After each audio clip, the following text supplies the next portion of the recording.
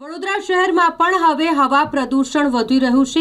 AQI વધારે નોંધાતા હવે વડોદરા મહાનગરપાલિકા પણ એક્શન મોડમાં આવ્યું છે। વડોદરા મહાનગરપાલિકાના મ્યુનિસિપલ કમિશનર અરુણ મહેશ બાબુ દ્વારા આ મામલે ખાસ ધ્યાન આપવામાં આવી રહ્યું છે કે શહેરમાં રહેલી જે બાંધકામની સાઇટો છે ત્યાં નિયમોનું પાલન થાય છે કે કેમ તેને લઈને સતત ચેકિંગ તેઓ દ્વારા કરવામાં આવી રહ્યું છે અને આ ચેકિંગ દરમિયાન નિયમોનું ઉલ્લંઘન કરતા डेवलपर बिल्डर ने नोटिस पण पाठववामां आवी छे। खास करीने वात करीए तो एवा बिल्डरो के जेमणे नियमोनो भंग कर्यो होय तेમને नोटिस पाठवी दंडनी वसूलात करवामां आवे छे। सतत त्रीजा दिवसे पालिकाना अधिकारीओ द्वारा वडोदरामां शुद्ध हवा जळवाई रहे ते माटे आ चेकिंग करवामां आव्युं अने जुदा जुदा विस्तारोमां आवेली जे बांधकाम साइटो छे त्यां खास चेक करायुं छे।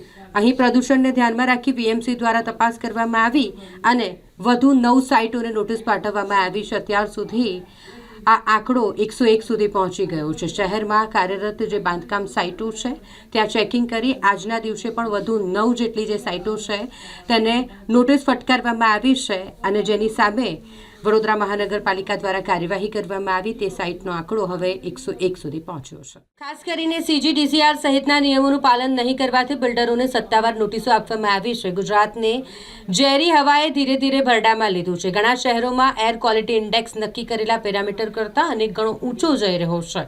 ખાસ કરીને મધરાતે અને વહેલી સવારે કેટલીક કંપનીઓ દ્વારા છોડાતા ઝેરી ગેસની અસર પણ હવામાનમાં જોવા મળી રહી છે। તેમજ કન્સ્ટ્રક્શન સાઇટો દ્વારા પણ ધૂળનું પ્રદૂષણ ફેલાવાય છે જેથી મુખ્યમંત્રી દ્વારા પ્રદૂષણને કંટ્રોલ કરવાનો આદેશ અપાયો છે। ત્યારે વીએમસીનું તંત્ર પણ સક્રિય થયું છે જેમાં બાંધકામ પરવાનગી વિભાગે શહેરની તમામ 141 બાંધકામ સાઇટોની તપાસ પૂર્ણ કરી જેમાં વધુ 9 મળીને કુલ 101 બાંધકામ સાઇટોમાં નિયમોનું ઉલ્લંઘન થતું હોવાનું જણાવ્યું જે બદલ નિયમોના ભંગ કરવા માટે બિલ્ડરોને નોટિસ આપી 28 લાખથી વધુનો દંડ પણ કરાયો છે। ઇમારતોની કન્સ્ટ્રક્શન સાઇટ્સ છે એમાં 141 સાઇટ્સ અત્યારે ચાલી રહ્યા છે અને અમે 127 સાઇટ્સ ઉપર ઇન્સ્પેક્શન પૂરું કર્યું છે। 28.25 લાખનું દંડ પણ લીધેલા છે ફોર અનહેલ્ધી કન્સ્ટ્રક્શન પ્રેક્ટિસીસ અને આવનારા દિવસોમાં building inspectors town planning department અને ઝોનલ સોલિડ વેસ્ટ ડિપાર્ટમેન્ટ દ્વારા આવા કન્સ્ટ્રક્શન સાઇટ્સની ઉપર ફરીથી ચકાસણી કરવામાં આવશે। એમણે ગ્રીન નેટ્સ લગાવવા માટે પણ સૂચના આપી છે। અમે અમારા તરફથી ક્રેડાઈને પણ કમ્યુનિકેટ કરી રહ્યા છે અને જીપીસીબી તરફથી પણ એમને કમ્યુનિકેટ કરવામાં આવી રહ્યા છે। એટલે તમામ લોકોને વિનંતી છે જે બાંધકામ કરી રહ્યા છે અને સીએનડી ડિસ્પોઝલને પણ રેગ્યુલેટ કરવા માટે આવનારા દિવસોમાં જીપીસીબી સાથે મીટિંગ કરવાના છે। જે ટ્રકો અને સિટીમાંથી જે પસાર થતા વાહનો છે એને પણ ટાર્પોલિન મૂકીને કવર કરીને ટ્રાન્સપોર્ટ કરવા માટે અમે વિનંતી કરીએ છીએ। એમાં આવનારા દિવસોમાં અમે જે કન્સ્ટ્રક્શન સાઇટ્સ ચાલી રહ્યા છે ત્યાં ડસ્ટ અને વિન્ડ બ્રેકિંગ વોલ એટલે શેલ્ટર્સ બનાવવા માટે સૂચના આપી છે town planning bridge department road department તમામને। એટલે જે પણ ઇજાદાર કામ કરે છે એને વ્યવસ્થિત રીતે બધું બંધ કરીને કરવું પડે જેથી કરીને પબ્લિક ઉપર ડસ્ટ પોલ્યુશન ના આવે। પછી એન્ટી સ્મોક ગન્સનું પણ આવનારા દિવસોમાં સિટીમાં ખરીદવામાં આવશે। આ સજેશન ચિંતન શિબિરમાં પણ કીધી હતી અને આ એન્ટી સ્મોક ગન્સ વડોદરા પણ ખરીદવામાં આવશે।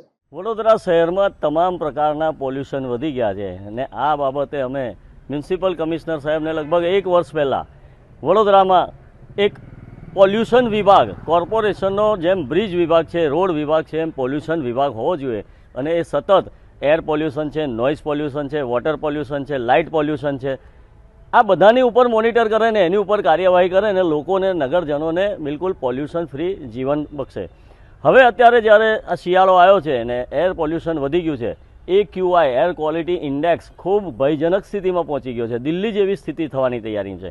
ત્યારે મ્યુનિસિપલ કમિશનર સાહેબે જ્યારે કન્સ્ટ્રક્શનની લગભગ 141 સાઇટ જે બાંધકામ થઈ રહ્યું છે ત્યાંથી ધૂળ બહુ ઉડે છે એવું કરીને એમને નોટિસો આપીને કંઈક દંડ પણ વસૂલ્યો અને એમને લીલી નેટ બાંધવાની વાત કરી। તો ખરેખર જીડીસીઆરમાં કે કોર્પોરેશને તમે મુંબઈમાં કે કોઈ પણ જગ્યાએ જુઓ તો કન્સ્ટ્રક્શન સાઇટ ચાલતી હોય તો નેટ બાંધેલી જ હોય છે અને નેટ બાંધ્યા વગર કોઈ બી જગ્યાએ થતું નથી કેમ કે જોખમ બી લોકોને ઉપરથી કશું પડવાનું હોય છે। તો આ નેટ બાંધવાનું એકાએક રાતોરાત સૂચન થયું તો આ ટાઉન પ્લાનિંગ વિભાગ અત્યારે ઊંઘતું ઝડપાયેલું છે। આ સાથે કમિશનર સાહેબ માત્ર ને માત્ર કન્સ્ટ્રક્શનથી ઉડતી ધૂળથી જ એર ક્વોલિટી ઇન્ડેક્સ બગડે છે એવું માનતા હોય તો એ પણ ખોટું છે। વડોદરા શહેરમાં એર ક્વોલિટી ઇન્ડેક્સ બગાડવા માટે તમારા રોડ વિભાગ દ્વારા જ્યારે કાર્પેટિંગ કરવામાં આવે છે તો એ કાર્પેટિંગ કરતાં પહેલાં રસ્તા પરની ધૂળને કોમ્પ્રેસરથી હવામાં ઉડાડી દેવામાં આવે છે અને પ્રેશર મારીને ઉડાડી દેવાય છે તો એ પણ બંધ કરાવવું જોઈએ અને એ સાથે રિજનલ ટ્રાન્સપોર્ટ ઓફિસમાં નોટિસ આપીને જેટલા વડોદરામાં વાહનો ચાલે છે એના પીયુસીના લેવલ પણ ચેક કરાવવા જોઈએ, જે કોઈ આજ સુધી ચેક કરાવતું જ નથી. તો ખરેખર એર ક્વોલિટી ઇન્ડેક્સમાં આ બધી જ બાધા છે. ને કમિશનર સાહેબે સાચે જો લોકોને નગરજનોને શુદ્ધ હવા આપવી હોય તો આ બધી જ પગલાં લેવા જોઈએ. માત્ર બિલ્ડિંગોને નોટિસ આપવાથી એર ક્વોલિટી ઇન્ડેક્સ સુધરે નહીં.